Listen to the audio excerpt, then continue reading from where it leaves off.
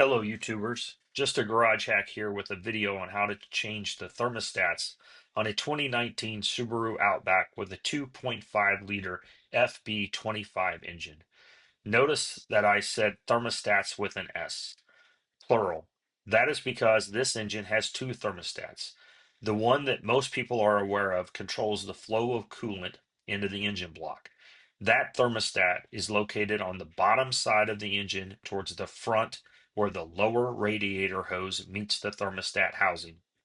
The housing is held on with two 10mm bolts. When you remove those bolts and drop the housing, you will be emptying the engine block and the radiator of all coolant. So be sure to have a large drain pan in place when doing so. The second thermostat on this engine is located on the coolant crossover pipe, which is located on top of the engine and below the air take manifold, both of which span the top of the engine. This second little known thermostat serves to control coolant flow into the CVT cooler warmer. This allows the CVT fluid to warm up quicker than with a standard transmission fluid cooler, which just cools all the time. The second thermostat opens up when the CVT fluid reaches the full operating temperature. Some may be asking if the 2019 Outback 2.5 has the infamous thermal control valve, also known as the TCV. That answer is no. The 2019 and model years before did not have the TCV. Before we head out to the garage to get started on this project, I recommend that you have some form of a lift, ramps, jack stands, jacks, so that you can get the vehicle safely off the ground about a foot or so that you can work under the vehicle and place a big drain pan to catch the coolant. Now let's go get this project started. Okay, YouTube, we're now in the garage. As you can see, I have pre-positioned my Outback. In the front, I have it on ramps. In the back, I have it leveled using jacks to lift it, and they're resting on jack stands. I have the jack stands under the front in case those ramps collapse. Let's come over here to the engine compartment. We'll talk about those parts from the first part of the video. What we have here is the air intake manifold going from the driver's side to the passenger side across the top of the engine. Underneath, we have the coolant crossover pipe. It starts on the driver's side, runs under the air intake manifold. You can see my two fingers are pointing at that coolant crossover pipe right there. It comes over here, terminates at a hose that goes into the radiator. I have this light on top of the air intake manifold shining onto the coolant, the CVT coolant thermostat. And I will attempt to show you that now. So in between this power connector and that protected electrical wire, you'll see the light shining on what is the CVT coolant thermostat housing. Inside that is that second smaller thermostat. We will be getting to that by removing some of the parts in the engine bay to get better access. But before we do that, we need to go under the vehicle and drop the skid plate. The skid plate is held on by 3 bolts and these accessory trim clips. You will need to remove all of those trim clips and those 3 bolts in order to drop the skid plate. What I use is a screwdriver to first get some depth so as I pull the clip out, and then I use a special utility trim tool in order to pull the accessory clip out all the way. This is the accessory trim tool that I use. Once I use the screwdriver to pull separation on the accessory clip, I then take the tool and stick it right under the tab and pull out the rest of the tab. You may have to place the accessory toolkit between the frame and the clip in order to get enough leverage to get it to pop out if these clips have never been removed before. We have now removed the skid plate and can now access the lower thermostat. As you can see, we are on the driver's side, near the driver's side exhaust downpipes. The thermostat housing sits right here and is held by two 10mm bolts. That first 10mm bolt will be easy to get to because you can use a ratchet on it. This other one, I get some light in there, is going to be much more difficult because the heat shield from the exhaust is hiding it. So you're going to want to use some type of a ratcheting wrench on that, or just a simple 10mm wrench and a little bit more patience. So I have my tub down here that I mentioned earlier, and I am prepared to take this out. So I'm going to go off camera and I'm going to undo those two 10mm bolts and start draining the coolant. I now have the 10mm bolts removed. I'm going to go to the top of the engine and I'm going to remove the radiator cap. At that point in time, I'm going to drop this hose and begin draining the coolant. I have now removed the radiator cap and popped the cap on the coolant reservoir. I'll now go and drop the thermostat housing away and begin draining the fluid. I have now dropped the thermostat housing away from the thermostat and it's draining the fluid. A lot of fluid came out of that lower radiator hose right when I did it. So you gotta have your catch can down here. At this point in time, I'm gonna go off camera and I'm gonna pop that radiator or that thermostat out of there so that the rest of the coolant can freely drain. Okay, I've now removed the thermostat from the thermostat housing. You're going to get wet. There's no better way to say it. You got to reach up in there. The thermostat stays up there. You got to reach up in there and pull that thermostat out. And at that point in time, the rest of the fluid in the engine block will come out.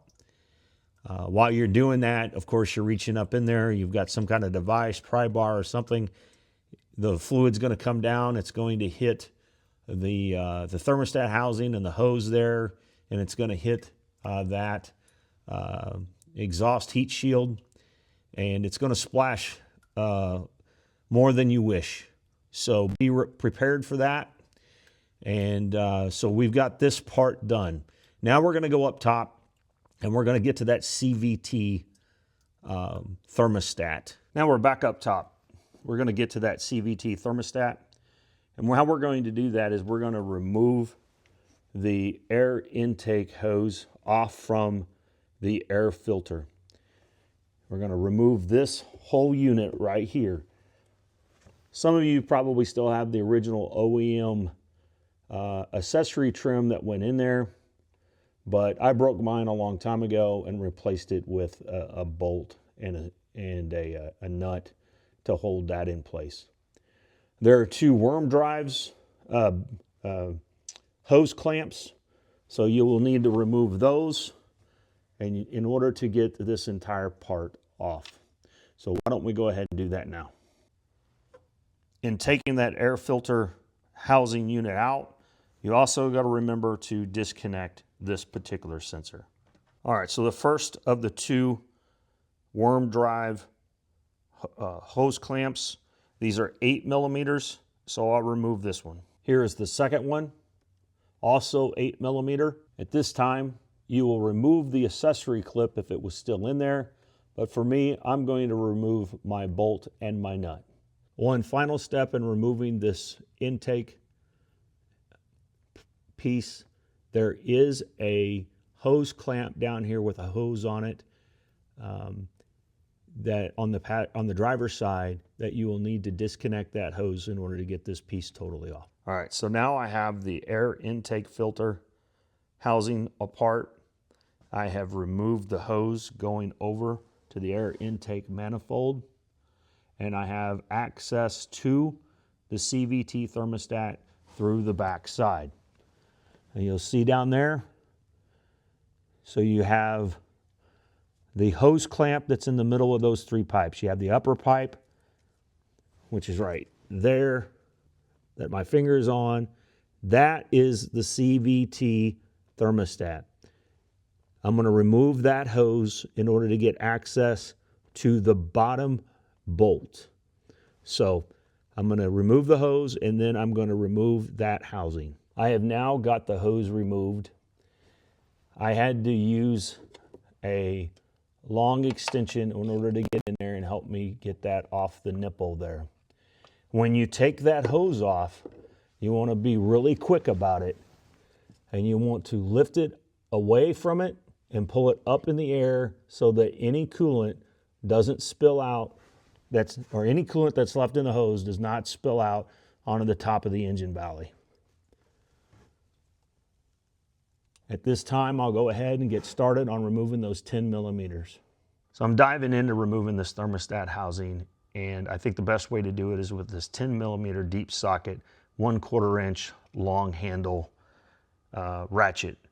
That will allow me to get in there in that tight spot, be able to loosen those bolts. I'm going to start with the top bolt and move to the bottom bolt. Okay, I now have my bottom 10 millimeter bolt out. Now at this time, I'm going to take some paper towels and I'm going to stick it under the thermostat housing, and I'm going to pull that thermostat housing off and try to catch any fluid that comes out with those paper towels. Okay, I have popped that upper thermostat out. When I got it out, there wasn't a whole lot of fluid left since everything had drained down into the drain pan. At this time, I'm going to install the new upper thermostat. Okay, I'm in the process of reinstalling that thermostat. I've now got the thermostat housing back on top of it. Here's a little tip. Start with the top bolt first and get that tightened down. Don't tighten it all the way, just get it tightened down to where it's the face of the block and the housing are meeting just barely. And then start that bottom bolt. Otherwise, that thermostat housing is going to not be manageable for you. You've got to be able to get that top one in first and then go to the bottom one and get it started.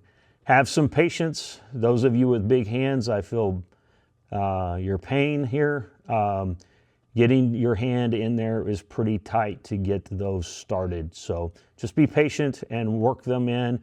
Be careful not to cross thread them. Start them with your fingers and then get them down to the faceplate and then snug them up. All right, now bolts are back into the housing. The thermostat is installed and I have repositioned the hose with the hose clamp. So it's time to put this all back together on the top side of the vehicle. All right, now we have everything reinstalled. We've got the air intake with the air filter. We've got the sensor plugged back in, the worm drive tightened down. We've got the worm drive back here tightened down. We've reinstalled the hose back here, and we've put this retainer clip back in, bolt, or anything that you have that you're using to hold that piece in place. Now let's go down low and finish installing the lower thermostat. All right, I'm back under the vehicle. I'm ready to install the lower thermostat. I have it here in my hand. It's gonna pop it up in there like that. We'll see if it stays long enough so that I can get it. It's not going to. So I'll probably have to go off camera. Oh, wait a minute. It's holding a little bit. So we got it up in there, and now I'll go ahead and put the housing back on. All right, so I'll bolt those on. All right, so we were able to get that lower thermostat installed. On this one, I was able to press it up into the engine block and it retained itself. So I was just able to push it up there and raise the hose up with the housing and bolt those on relatively easy with a 10 millimeter ratchet socket and also with a 10 millimeter ratchet wrench. So that's the installation. At this point in time, you will need to fill your coolant back up.